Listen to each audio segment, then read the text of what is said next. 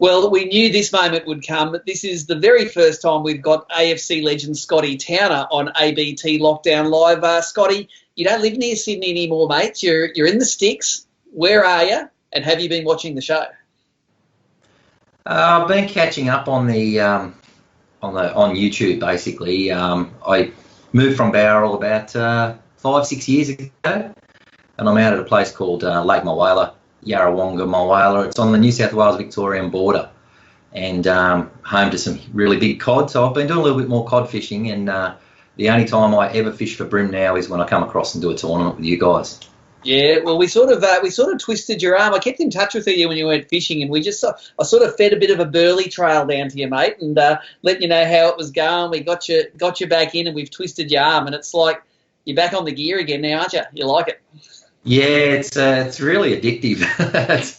It's unbelievable. You were ringing me and saying, how good it is and how good this tournament scene is now, and I'm like, oh yeah, maybe. And then I started watching your live feeds through the tournaments, and it was like I just wanted to be there again. And then I bought that little Quintrex off Pete Kelleher. Yep. And you found someone to tow it down to Lake Macquarie, and I said I didn't want to fish, I just want to come and pick my boat up. But you made me fish it with Mark Sarek. Yep. And pre-fish with Mark Sarek. We had a great day, and that was my first comp in like 8 years, and I come about 8th or something in it. Got a paycheck. Something like that. Got a paycheck, and and I've been hooked ever since. So.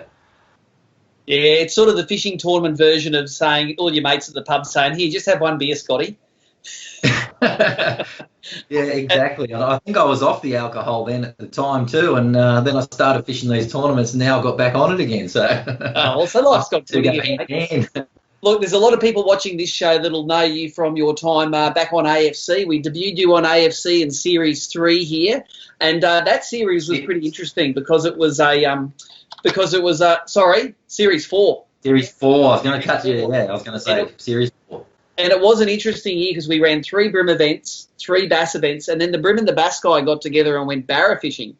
So, mate, take us through some of your favourite moments on your first series, because you got to fish with Harry for barra, and you got to fish, some great waterways for bream. It looks like we went to the Hawkesbury, to Foster, and where else did we go to? Gold Coast. So, 3 great bream arenas. Well, that is definitely my standout year. It was my rookie year on AFC. I got the invite, and I was so nervous. First round at Hawkesbury, I don't know. I could barely speak in front of the camera. I ended up calming down in the end, and got my 5 fish in pick water sort of thing. Ran up, and I got a nice upgrade up in the racks. As you do, come back. I finished the first round to Timmy. Timmy only just beat me by, I think it was something like about 80 grams or something, or 100 grams. And then I think that sort of settled the nerves. Foster came up, and then there was some footage from Foster that would never have made it because I just had a meltdown, lost it swearing. I lost so many big bream in the racks at Foster on that year. But I got the redemption at the end. I think I only got the 3 fish, and I wasn't too far off the other guys with 3 fish. If I had got the 5, I would have been right up there. But I took out big bream, and that kept us rolling. If I didn't get those 2 points for big bream, I think we would have really slipped back. And then the Gold Coast went to that round, and I still remember it. I was the only one that went north with a huge southerly wind blowing, so I had to punch back into that. But again, I got my bag, and I got some upgrades. Finished second to Tim again by only a couple of 100 grams, but that held us in good stead. We sort of we were sitting in second place. I handed over to Harry, and then Harry, he just smashed it on the bass that year. I think he won 2 of the 3 rounds. Yep. He got big bass in there, and he kept us in second place, but got us within 4 points of Tim and Carl. So then we went as a joint. I think this was probably one of the best formats that you run for it, where the 2 anglers fish for their species and then go and fish for barra together as a team.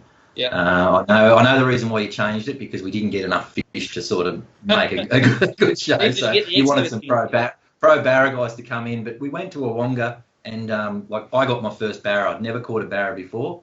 I got my first one, 82 centimetres. I was so stoked to catch that fish, and then that sort of kept us going. And with the double points, I think you might remember we had double points for that round. Yeah. We were 4 behind, so if we finished in front of Team Hummingbird, that meant that we would actually win the series. And we went out on day 2. It was actually Harry's birthday, would you believe? And I watched him catch 2 fish. I think he got one around 80 centimetres, and then he pulled that magic metery that just went berserk, crashed into the motor, basically. Jumping, there it is. I took that photo, and he was going off at me, made me take like 50 photos, and said, if you don't get a good shot of my fish, and that was the first photo I took, and it was a perfect shot of Harry with his barra. And I think even before we went back, I think we knew that we had it in the bag, and we were crowned the champions. Like, you know, in your rookie year or debut year, I don't think it gets any better than that. It was just that was awesome. Back in the day with Phil Coles running Berkeley too, and he was more excited than both of you put together that you finally won an AFC trophy. I think so. After all those years of putting the money behind Reuter, and then Reuter got relegated. He got out of the bad investment and onto the good gear. That's it. It didn't pay off in the later years, but we did win a few more rounds and stuff. I think from memory, Series 5, I got my redemption back at Foster. That was round 1 for the BREAM in Series 5. If you haven't got it there, Steve. Yeah, that's the red one.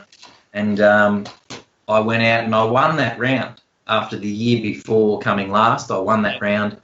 I think I tied Big BREAM with Gizzy. It wasn't a big fish. It was only like 700 grams or something like that. But yeah, I sort of got my redemption back on Foster at that one. And that was probably one of the highlights. I think you remember from the footage, we took off and racing up. I pulled up some washboards. Second cast, I hooked up, pulled in a good fish, about 600 grams or so, with the helicopter buzzing overhead. That's right. And, held it up. How's that? The helicopter.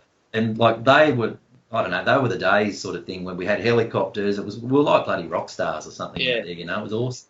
It's awesome. Yeah, well, this show is all about the Australian Open, mate. It's this week is the week that the Australian Open would have happened on Sydney Harbour. We've talked to a lot of the sort of old AFC champions and legends tonight, and you fall squarely into that category as well, because the very first Australian Open that we had in 2004 was a teams event. You and your mate Daryl won it. Yeah, man, Daryl Schroeder. I got a phone call from Daryl. I'd only been fishing, as I said. I think I did 2 rounds in 2003. Yeah. And then it was like 2004. I think the opening event was the Australian Open from memory. It was a long time ago, 16 years. Yeah. And we went out as team Airlight. Daryl actually worked for a company called Airlight, so they had nothing to do with fishing. They make sliding windows and doors and things, and based in Windsor, sort of southwest of Sydney. And Daryl asked me to fish, and I said no problems. And we went out for a pre-fish, and we had a good day pre-fishing about the 2 weeks before, and then we pre-fished again, obviously the day before. And we took out the inaugural win. It's hard to, at the time I couldn't speak about it because I was just so overwhelmed and that, because we had Starlow there, we had Chris Wright, Barra. Like all the big names were at this event, and as you said, there were literally thousands of people watching the weigh-in and treating us like royalty sort of thing. So it was sort of a surreal experience at the time, and but it was great. The weights weren't that big from memory back then. You only need 2.5 to 3 kilos to be right up the top. Yeah, and that's sort of that. As you know, that has changed a lot over the years. Yeah. Well, it was a great time, mate. We've had a lot of real interesting times in the tournament since. I think usually between 9 and 10 kilos used to win it in the old days. Last year it was over 13 for 3 days. I know. Some of those days I watched a lot of that footage, and I just couldn't believe the size of the fish that you guys were catching. I was like, sort of blown away. Like Jamie McEwen with those huge fish in both systems. Yeah. By himself, not as a team. Once I started watching that, I sort of said to myself, I really want to fish the Oz Open again, and I want to win it again, and that'll make 3 wins. I mean, you've had 2 wins, I think, as a team and also as an individual. No one's won it 3 times. I would love to go out there and have a go. And actually, Brett Penpraise rang me when I was in Tassie, and he actually offered me his boat and car to fish the Open. So I probably would have been there.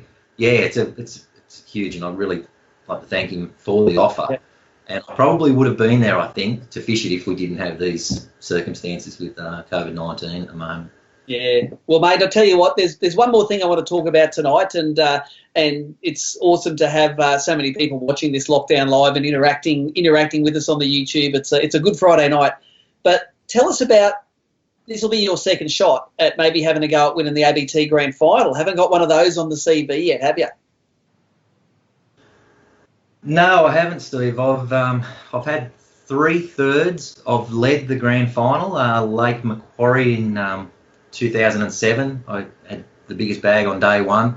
I would never have thought that Benny Godfrey's 2.2 kilos average per day or whatever would have won a grand final. I think I had 3.66 or something on day one. And then, the wind stopped and she all went downhill for me. But I really want to have a crack at Port Stephens. I want to get some redemption on Port Stephens after last year's round. I went up there basically just to qualify for the grand final in Queensland, with the vision of trying to go up there and win it. I knew that was nearly impossible, but you're always in with a shot if you're in there. Yeah. And so Port Stephens. I've had a couple of good rounds on Port Stephens before. Like I won the ABT round there, AFC round there in Series 6, I think it was. On the spot where it got one last year. On the spot where I got one last year. Unfortunately, my little boat wasn't quick enough to actually get down there. I never even got to pre-fish it because there were so many boats on it. And Mark Healy just worked out the pattern to grind it out and you'll get the fish. So I would never have sort of been able to make it there anyway. So but I've got some spots in mind that might work. If it's a delayed grand final, it will be probably better for me and probably better for yourself as well, as that the fish might sort of come up in a bit more of a top water bite or something like that. So sure. But that would be the ultimate redemption from only catching, I think, one fish I think I caught with the last round at Port Stephens to go out and have a crack at a grand final. And I'd really love to win one. That's the only thing on my CV that I haven't actually won, I think, is the grand final. That's awesome, mate. I've got one more question before I let you go, and that is, it's an hour to go in the Australian Open. You need one kicker to get across the line. You know you need a big kicker. What technique are you throwing? What rod and reel and lure, and where are you throwing it in Sydney Harbour? Because you've got an hour to go and you've got 15 years' worth of experience to fall back on. What are you throwing? That'll depend on the tide. I think I've mentioned a boat to you down... Oh, yes, I know the one. Yeah. Yes, a low tide. Boat. A low tide boat. If it was a low tide, I would head to that one. And I'd probably throw... It's hard to say. I haven't fished the harbour for so long, but I used to love throwing creature baits like hogs and things like that.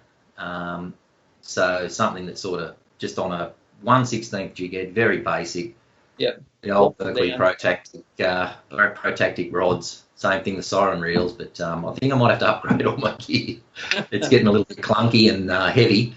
But probably if it was low tide, it'd be that boat. It's really hard to say. There's so many spots. There's even, I think in the Oz Open that I won it with Mango in 2007 for the second win. We were coming up and we were about to come to the weigh-in, and I said to Mango, well, just go and hit that. There's one boat that sits off the end of a marina. And we went in there and I pulled, I think it was about a 1 or 1.1 kilo fish for an upgrade on the third day. And I think that was the one that actually won us the tournament, because you will remember that I think there was a 6 kilo plus bag weight on that last day that nearly pipped us at the post. So those are two spots. Other little pontoons and that where you go and you throw 2 casts and you drive away because there's, you're not going to catch them. You don't waste time. So that's just... spots, but it's very tide dependent.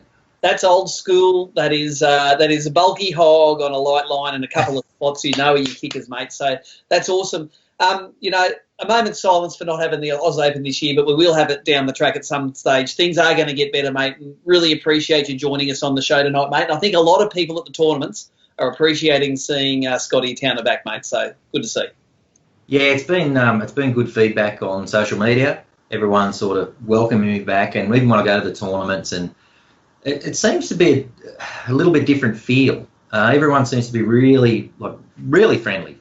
Before there were a lot of people who were sort of withdrawn and very secret. A lot of people are very open to sharing their their techniques and experience and all that on the water, which I think makes us all better anglers in the end. Yeah, well, that's it, mate. We've been beaten into their head for 20 years. Who shares? Who shares wins, exactly.